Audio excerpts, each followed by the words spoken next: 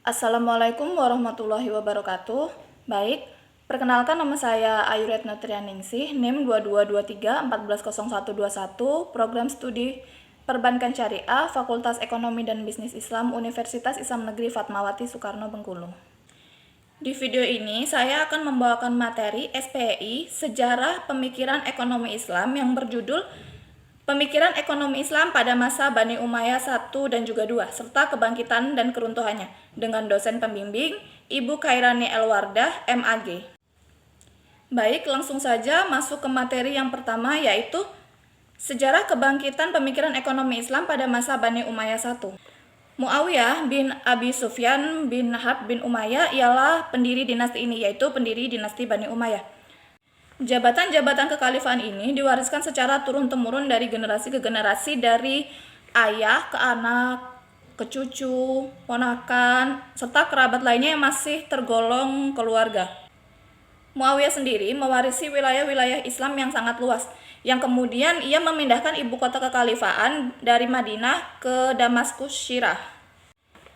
Di dalam pemerintahannya terdapat berbagai macam inovasi ekonomi. Yang pertama yaitu adanya ekspansi wilayah Islam. Yang kedua, pembangunan lembaga layanan pos. Titik pos dibangun melintasi rute dengan jarak interval 20 km yang dimana di situ terdapat hewan-hewan yang berbadan segar dan bugar seperti bagal, kuda, unta. Tak lupa pula burung merpati juga disertakan dalam lembaga layanan pos tersebut.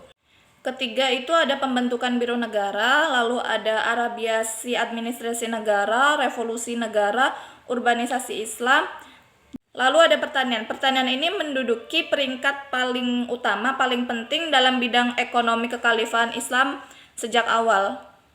Ada juga perdagangan dan perniagaan, ada juga hukum bisnis. Nah, hukum bisnis ini, para ahli hukum membagi hukum bisnis ini menjadi dua kemitraan, yaitu yang pertama ada kemitraan mufawadah dan yang kedua ada kemitraan inan. Nah, yang terakhir ini ada keuangan negara. Anggota keluarga dinasti Bani Umayyah ini terkenal dengan mengumpulkan kekayaan dan juga harta, serta terkenal dengan korupsinya. Setelah sekian lama Bani Umayyah 1 memerintah, runtuhlah pemerintahan tersebut. Ada beberapa faktor yang mempengaruhi terjadinya runtuhnya pemerintahan itu. Yang pertama yaitu munculnya benih-benih perlawanan. Yang kedua itu adanya kelompok yang tidak puas terhadap Bani Umayyah. Yang pertama itu ada Khawarij dan juga Syiah. Setelah pemerintahan Bani Umayyah 1 runtuh, muncullah pemerintahan baru. Tetapi pemerintahan itu masih berlanjut ke dinasti Bani Umayyah 2. Awal mula Bani Umayyah masuk ke Andalusia. Awal mulanya itu terjadinya revolusi Abbasiyah, yaitu yang dimana para anggota keluarga Bani Umayyah ditangkap lalu dieksekusi. Tetapi ada beberapa dari mereka yang melarikan diri. Salah satunya yaitu Abdurrahman bin Muawiyah, cucu dari Hisham bin Abdul Malik. Namun pelarian tersebut gagal. Ia dibunuh di tengah perjalanannya oleh Bani Abbasiyah. Masa-masa keemasan pun tiba di Andalusia pada masa pemerintahan Abdurrahman II dari tahun 821 sampai 852 Masehi.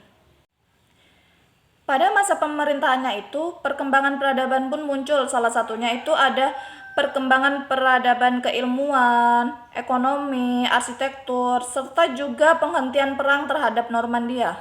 Tetapi tidak berselang lama setelah pemerintahan itu berpindah tangan ke Abdurrahman III dan setelah beliau wafat dan dilanjutkan oleh generasi seterusnya, masa kejayaan dan keemasan pun runtuh dikarenakan tercerai-berainya Bani Umayyah dan membentuk kerajaan-kerajaan kecil sekitar tahun 1031 Masehi.